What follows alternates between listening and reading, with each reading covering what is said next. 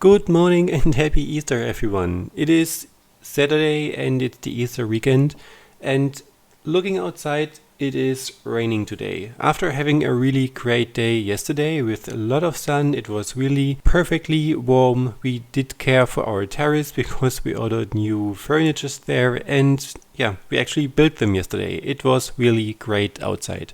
So, as it is raining today and not really fun going outside, I decided to make some voiceovers again, and here we are with another video. Thank you for joining for this one.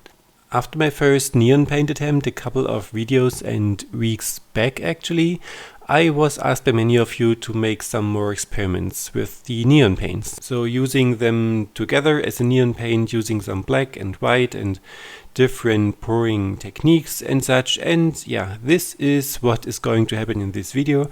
It will be a quite quick one, so a big quick and dirty one. And before we start, I wanted to say that my paints were actually a bit too thin this time, so I mixed a little bit too much water into them, as they are a bit more runny than I would have liked them to be, which I just realized afterwards. And the thing that it does is just that the paints are a bit more runny, of course, and that they intermix a bit more than as if they were thicker, of course. So if I'm going to try this again for another pours, I'm going to use thicker paints just to have them stay in shape and create more cells and all the stuff. So as you can see, I just used my neon paints here, and these ones are not from Artina. I have linked them in the description box below though, if you want to have a look at them. And I just used any white and a black, so nothing really special on this one. I just want to test out how the paints actually react themselves, having a darker underground, having a light underground, and using the techniques as I said. In the very beginning I just mixed them as usual, the paint Floetrol, a bit too much water this time, and some drops of silicone oil, which is the dimethicone as I usually use. The canvases that I'm using in this pour are only 15 by 15 centimeters, so really small ones. I did not want to waste any larger canvases because it was just experimenting on how the colors react. And I would have needed way more color on larger canvases, as you know, so I just want to stay simple and small ones here. So the first attempt is just a dirty pour flip cup. So just poured the paint into the cup, flipped it around and lifted the cup. And it worked quite well. As I mentioned, the paint is a bit too thin, but it kind of worked. I expected all of them to become a bit muted because the paint itself is not really high of contrast. It's more like a pastel tone and the neon effect. So I really did not expect anything with a high contrast rate, but this one really turned really pastel-like, and I wanted to have a bit more popping effect, so I decided to swipe it with some black. It worked kind of nice, but I still didn't like the effect that much, so I decided to use some pink again to swipe over the black just to see what happens when it's dry. At this point I knew it was not my most liked piece ever anyways, so I just wanted to see what the color does once it's finished reacting and once it's dry. The next canvas was a regular swipe, so I just mixed some of the paints on the canvas, made them cover the entire canvas and swiped it with black. It got different cells than the first one which I did and swipe over with the black. So I had larger cells here and the colors were coming through quite prettily. And coming to a regular dirty pour in the third one. So I just did not really flip the cup on the canvas, I just poured the paint onto the canvas, moved the paint around and stretched the paint in it. And this, to be honest, is my most favorite way because I feel to have more control over the paints in general. And you can achieve this great lacing effect if you have a thin layer of a paint laying above another color of paint. And when you torch it, you have these great little cells popping up and making this interlacing effect. I really like this one. I love this the most when I have my golden palettes, which you've seen me use over and over again. So this is just something quite similar here. And for my last pour, I again used a larger canvas. It was a 30 by 30 canvas, and I had quite some paint left, and I didn't really want to use any more of this paint for smaller canvases because I was not super thrilled about the results.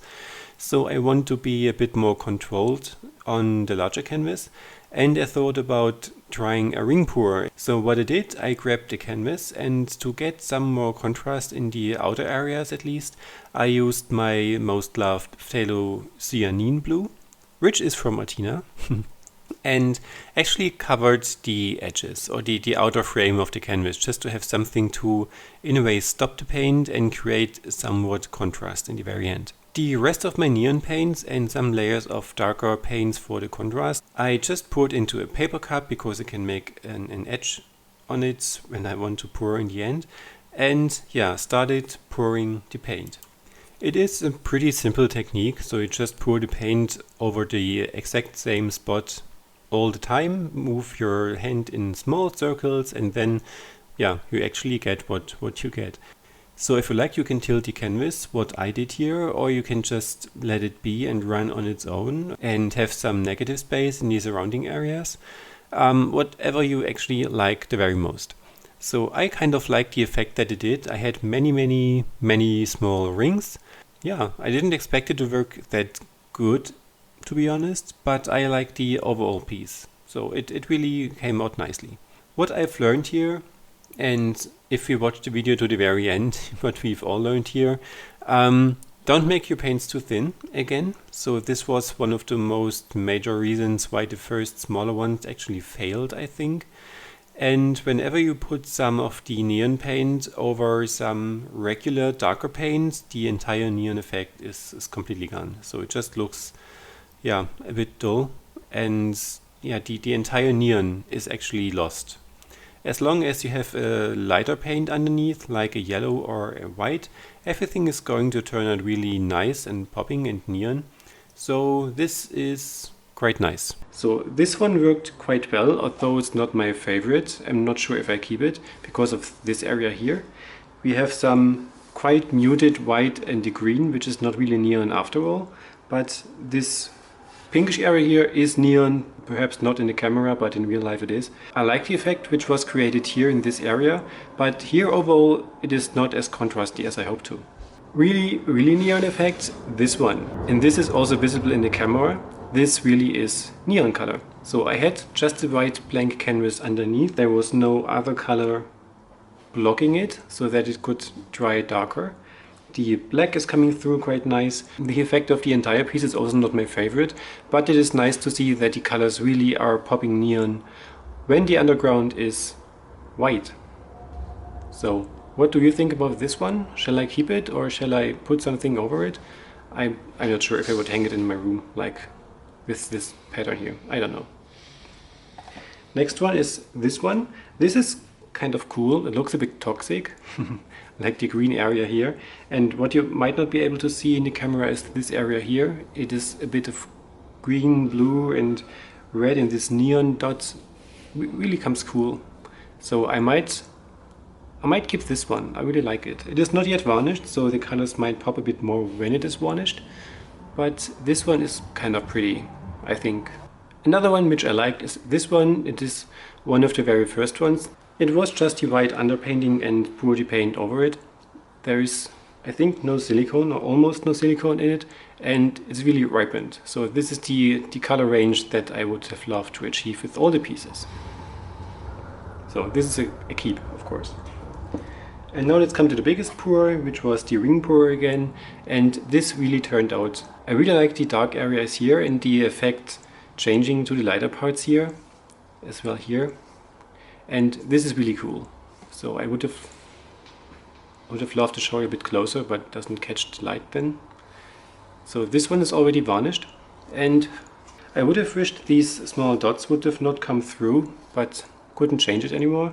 Perhaps I paint something over it with the Posca pens, or just leave it like it is. So that's the neon ones.